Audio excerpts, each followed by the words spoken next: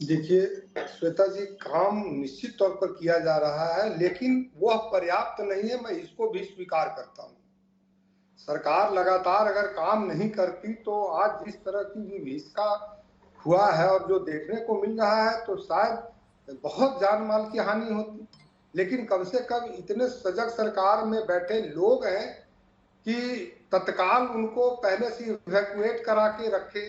Relief camp वहां पे लगा हुआ है, कम्युनिटी किचन चल रहा है, दवाएं दी जा रही है, जैसा बहुत सारी चीजों का अभी हमारे राजीव जी ने जिक्र किया है। सरकार सजग है, लेकिन इस पर साइंटिफिक तरीका जो एक कॉमन निकल करके आया है वह बहुत जरूरी, और बिना हाई डैम के यह संभव नहीं है।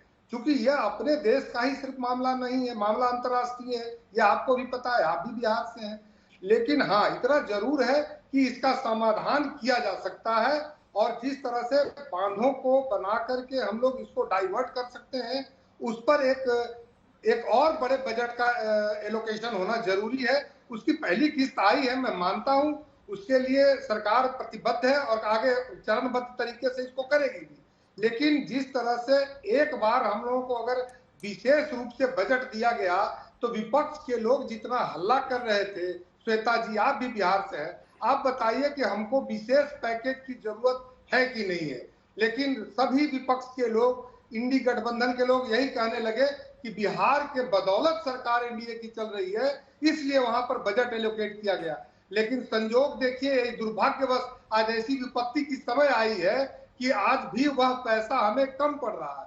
तो मैं आज भी केंद्र सरकार में भी हमारे आदरणीय चिराग पासवान जी बैठे हैं, जदयू के लोग बैठे हैं, सभी हमारे गठबंधन के नेता, मुख्यमंत्री जी ने भी आज विजिट किया है, हमारे नेता आदरणीय चिराग पासवान जी स्वयं राहत कैंप में जाकर के राहत और बचाव कार्य को देख रहे हैं, हमारे पार्टी के सभी लोग गए हुए हैं और विपक्ष के लोग भी लगे हुए हैं। क्योंकि जो भी जनता से जीत के आते हैं, मैं ये नहीं कहता हूं कि वो काम नहीं कर रहे, लेकिन जितनी काम होनी चाहिए थी उतना पहले से किया नहीं गया। और सवाल सिर्फ हमारे 16 साल के शासन और 17 साल के शासन से पूछा जा रहा है, मैं इससे सहमत नहीं हूं। क्योंकि 55 वर्ष से लेकर 65 वर्ष तक तो इस देश में डबल इंजन कह लीजिए, ट्रिपल इंजन कह लीजिए, सिंगल पार्टी कह लीजिए, सरकार तो कांग्रेस की रही थी।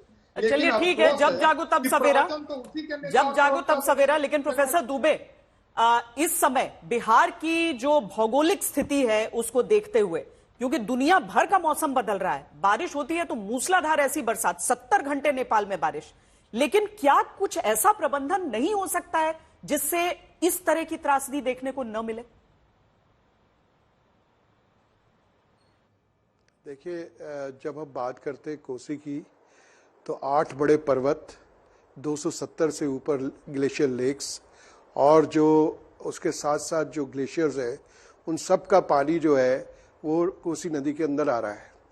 और जिस तरह से क्लाइमेट चेंज हो रहा है और गर्मी पैदा हो रही है, उससे रेनफॉल जो है ज़्यादा बढ़ रहा है टाइम टू टाइम।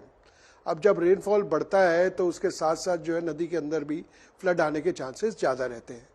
स्पेशली जो कोसी नदी है उसमें 2 तरह की, एक तो एम्बैंकमेंट की ब्रीचेस होती हैं, सिल्ट बढ़ती है, ड्रेजिंग करने की प्रैक्टिस नहीं, बहुत कम है हमारे यहाँ। उसके अलावा जो डेल्टा में ब्रेक आता है, डेल्टाज में ब्रेक आता है, वो प्रॉब्लम्स जो है हम लोग कोई देखता ही नहीं है। और कोई सही बात कह रही है आप कि देखिए ये सब टेम्पररी, राहत वगैरह सब टेम्पररी काम है। सबसे पहला काम है कि साइंटिफिकली स्लोप्स की और ऊपर से नीचे तक, चाहे दोनों मिलके करें, नेपाल और भारत मिलके, इसकी एक पूरी नदी की अप्रोच होनी चाहिए, साइंटिफिक अप्रोच। और उसके ऊपर जो एम्बैंकमेंट्स हैं वो कहाँ कहाँ ब्रीच होने के चांसेस हैं, कहाँ पे आपको जो है स्लोप्स जो है हाई स्लोप्स हैं, कहाँ से रिवर। अब देखिए ये जो आपका बीरपुर के अंदर ये दरभंगा है, ये रिवर चेंज है, ये अब नया एक चेंज आ गया। अब इससे जो है पूरा का पूरा एक उधर का क्लाइमेट, पूरा एक अर्बन डेवलपमेंट का सीन ही चेंज हो गया। अब ऐसे अगर चेंजेस आते रहेंगे, पिछले 2008 में भी आया और अब भी आ रहा है, तो इसके लिए साइंटिफिक स्टडी से पहले ही हम कि कहाँ पे हमें एम्बैंकमेंट को स्ट्रॉन्ग करना है, कहाँ पे हमको स्लोप्स को हमें स्टेबलाइज करना है, कहाँ पे हमको जो है ये flood lake, glacier lake flood outburst का खतरा है, कहाँ पे हमको सडनली जो है पानी का स्पेशली जो डेल्टाज है वहाँ ब्रेक को कंट्रोल करना है, और कहाँ हमें ड्रेजिंग करनी है। ये प्रोसेस अगर जब तक आप नहीं चलाओगे, क्लाइमेट चेंज तो हो ही रहा है, सब जानते हैं, तो ये प्रोसेस तो शुरू से चलना चाहिए और एक मैपिंग, इसके पूरे डिटेल्ड वर्क होना चाहिए साइंटिफिक। उसके बाद ही टेम्पररी जॉब जो है कम हो जाएगा। ये जो आप बार बार इतनी बड़ी बड़ी रात के हजारों करोड़ों रुपए खर्च करते हैं, अगर ये साइंटिफिक वे में अप्रोच से अगर इसको खर्च किया जाए तो आई एम श्योर कि इसका बहुत बहुत फायदा हो सकता है। और ये यहाँ के लिए नहीं, क्योंकि ये ब्रह्मपुत्र के बाद दूसरी बड़ी नदी है यहाँ पे, और इसके लिए समाधान के लिए एक बड़ी साइंटिफिक अप्रोच की जरूरत है।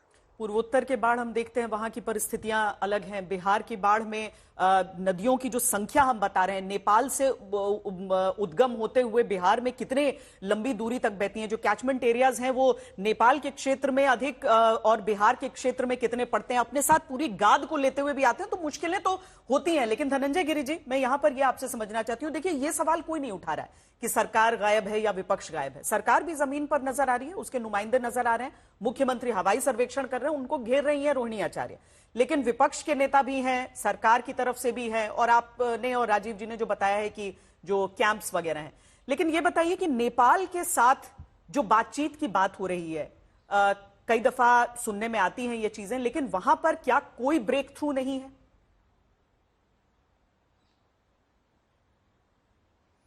नहीं, देखिए दो बातें हैं। नेपाल से बातचीत चल रही है, लेकिन सबसे इंपॉर्टेंट बात है कि नेपाल हमारा पड़ोसी राज्य देश ही नहीं है, बल्कि पानी जो है वो जरूरी भी है। आप देखिए वाटर लेवल कितना गिरता है, कई देशों में वाटर लेवल गिर रहा है, कई देशों में तो तटबंध तोड़े जा रहे हैं। जो भाई साहब अभी तटबंध को बनाने की बात कर रहे थे, क्या 6.61 लाख क्यूसेक वाटर को तटबंध से रोका जा सकता है? नहीं, सिल्ट हटाना इंपॉर्टेंट है, रूट डाइवर्ट करना इंपॉर्टेंट है, नदियों को नदियों से जोड़ना इंपॉर्टेंट है। जहां वाटर लेवल कम है वो नदियां हमारे लिए वरदान भी साबित हो सकती हैं अगर उसका रूटिंग कर दिया जाए, उसका सिल्ट निकाला जाए। सिल्ट निकालने, गाद हटाने, और जो राजनीतिक प्रवक्ता कर रहे थे, भाई आप 1,000 रुपए ले रहे थे, 6,000 रुपए सबको दिया गया, हर बाढ़ प्रभावित आदमी को 6,000 रुपए दिया गया, भोजन की व्यवस्था की गई, सब किया गया। लेकिन आप बताए नेपाल में भी 70 घंटे की लगातार बारिश हुई, जैसा अमूमन कभी होता नहीं है, सालों बाद ऐसा हुआ।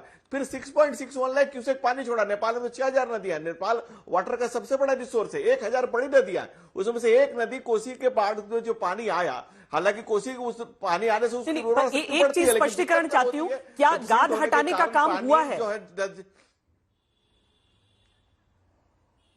ना, बिल्कुल आपने देखा होगा कि सरकार लगातार वहां काम कर रही है, गाद हटा रहे, नदियों को जोड़ने का भी काम किया जा रहा है। लेकिन इस ध्रुव कार्य में श्रम काफी लगता है, और श्रम के कार्य किए जा रहे हैं, और नदियों को एक दूसरे से जोड़ना ये टेक्निकली भी प्रॉब्लम है। लेकिन बावजूद इसके सरकार ने बहुत हद तक कार्य किया है। और नमामि गंगे योजना से आप देखिए पूरे देश में नदियों को आज जहाज चल रहा है कभी समय में। और कांग्रेस बात कर रही थी 30 साल में 20 मुख्यमंत्री दिए और 20 कदम भी नहीं चले। हमने तो उस एरिया में 90 पुल बनाए, उस पर 240 किलोमीटर की ग्रामीण सड़कों को जोड़ा, जिससे कि आज जैसे ही बाढ़ आई तुरंत लोग निकल गए, लोगों को एग्जिट करने में सुविधा हुई। आखिर हुआ कैसे ये? क्योंकि सरकार ने उस तरह की तैयारी करके रखी है। 2007 से 2012 तक नीतीश कुमार जी के नेतृत्व में लगातार इस पर काम हुआ है कि अगर बाढ़ आए तो लोगों को कैसे तुरंत एग्जिट किया जाए, जान माल को कैसे बचाया जाए, और इस पर हजारों नवल किशोर जी, आप पर आरोप यह लगाया जा रहा है कि आप लोगों ने, जो विपक्ष ने खासकर, बहुत जोर शोर से यह बात कही कि बजट में क्यों इतना आवंटन बिहार को दे दिया गया, क्या सरकार बचाने के लिए यह किया गया?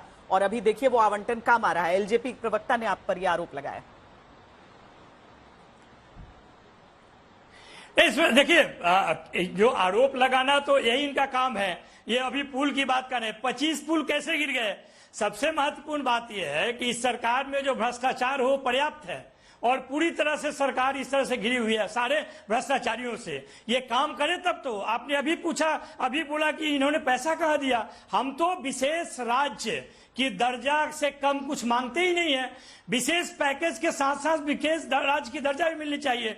बिहार को बांटने वाला कौन सा केंद्र सरकार था? अटल बिहारी वाजपेयी की सरकार थी, 2000 में थी। क्या उन्होंने पैकेज दिया? बिहार का विकास कैसे हो, इस पर कितनी चिंता है भारतीय जनता पार्टी और जदयू को, डबल इंजन सरकार को। पूरा बिहार जानता है। 39 आपको सांसद दिया 2014 में, 2019 में इतने लोगों का समर्थन लिया, उसके बाद भी आपने धोखा दिया। आप बात करते हैं विशेष पैकेज का, उस पैकेज के आधार पे तो केवल यही है कि जो पैकेज आया है उसको ये लोग खा जाएंगे, मिल बांट के खा जाएंगे। जैसे 25 पुल ध्वस्त हुए, एक सप्ताह में 8-8 पुल गिरे हैं, ये कौन नहीं जानता है? देखिए, सही बात यह है कि ये सरकार जो है डबल इंजन की सरकार है, डबल करप्ट है, क्योंकि करप्शन से फायदा लेने वाले दो मजबूत पार्टियां हैं, और उसी करप्शन पे उनकी पार्टी और सरकार चल रही है। अगर ये ढंग से काम करते तो और उस तरह के विजन पे काम करते तो कुछ ना कुछ तो दिखता ना। राजीव जी, क्या आपके पास डेटा है जो चीजें बीजेपी की तरफ से कही जा रही हैं, क्या सरकार के पास ऐसा डेटा है कि अभी तक कितनी रिवर इंटरलिंकिंग हो पाया है और कितना गाद हटाया गया है पिछले कुछ समय में? देखिए श्वेता जी, सबसे पहले जो गंभीर, जो अस्तरहीन बातें जो कही जा रही है विपक्ष की ओर से, अभी अजय उपाध्याय ने कहा, जब मैंने सरकार के द्वारा किए गए प्रयास की जानकारी दी तो इन्होंने कहा है ये झूठ बोल रहे हैं, इन्होंने झूठ बोला, इनका कहना था मैं झूठ कीजिएगा। अच्छा, नवल किशोर जी आपके बीच में नहीं बोला था, ये मछली बाजार नहीं बना। नवल किशोर जी आपकी बात के बीच में किसी ने नहीं कहा था, आपकी बात रखी जा चुकी है। क्या जाएगा? नहीं, आज तक ठीक, आपने क्या की अपनी बात? ठीक है, कहा क्या जाएगा? आप बात तो कंप्लीट कर लेने दीजिए। ये अशिष्टता है। नहीं, बीच में नहीं बोलिए। हाँ बोलिए राजीव जी, बोलिए। देखिए, सबसे पहली बात तो यह है कि ये जो विमर्श का जो तरीका है, ये बिल्कुल ही इसको पूरा देश देख रहा है कि जिस समय लोग कठिनाइयों का सामना कर रहे हैं, ये वहां जो गिद्धों की जुबान है ना, वो बोलने वाली ये बात है। एक तरफ इन्होंने भ्रष्टाचार के आरोप लगाए, भ्रष्टाचार के बड़े बड़े कारनामे लालू जी और उनके पूरे कुनबे पर दर्ज। आप इस समय की बात कर लीजिए राजीव जी। नहीं, मैंने वही बताइए, ये 25 पुल कैसे गिर गया? 25 पुल कैसे गिर गया ये बताइए ना। चूहा कैसे बांध गिराया ये बताइए। चूहा शराब कैसे पी गया ये बताइए। कांग्रेस और राजद के नेताओं की बात करते हैं, आपको उस तरह की बातें करने वाले लोग अगर सरकार के प्रयासों को झूठा बताएंगे और भ्रष्टाचार आपको तो बात ही 50 वर्षों के सार्वजनिक जीवन में नीतीश कुमार जी के इतने पुल कैसे गिरे? भ्रष्टाचार का कोई धब्बा नहीं लगा। कौन सा तटबंध बनाया आपने पिछले 20 साल में? कौन सा तटबंध? ऐसे तो श्वेता जी बहस नहीं होगी सच में। नवल किशोर जी उनको बात पूरी कर लेनी दीजिए। अगर इन्हें चीखना चिल्लाना है नहीं तो लोगों को लगेगा कोई बात है जो आप नहीं सुनाना चाहते हैं कि लोग सुने, उनको कर लेने दीजिए। देखिए, सबसे पहली बात तो ये है कि रिवर लिंकिंग या जो गाद प्रबंधन को लेकर के आपने कहा, ये 11,500 करोड़ रुपए की भी जो राशि केंद्र सरकार ने दी है, इसमें नदियों के जोड़े जाने को लेकर एक महत्वाकांक्षी परियोजना भी है, गाद प्रबंधन को लेकर के भी उसमें एक सुविचारित पूरा का पूरा कार्यक्रम तय है। सवाल ये है कि जिस तरह से जो ये दौर रहा है, इस तरह के अप्रत्याशित हालात दुनिया में जहां भी हुए, ये हिंदुस्तान के जो समृद्ध राज्यों में, शहरों में लोग जो बाढ़ की स्थिति का सामना कर रहे हैं, वो विजुअल्स भी आज तक पर हम लोगों ने सबने देखे।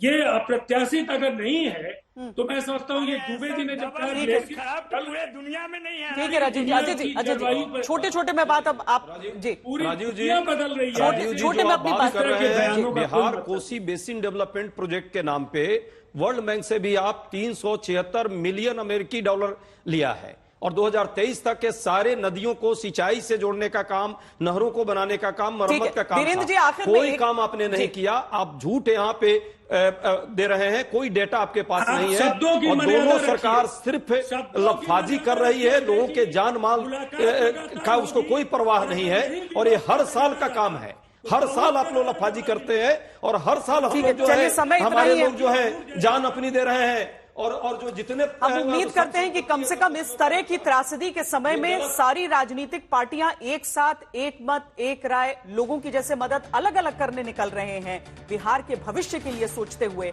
उस पर काम करना आवश्यक है और जो सवाल उठते हैं उनके जवाब ऐसे हों जो अपने जीवन के सुधार के तौर पर बिहार के लोग देख पाए।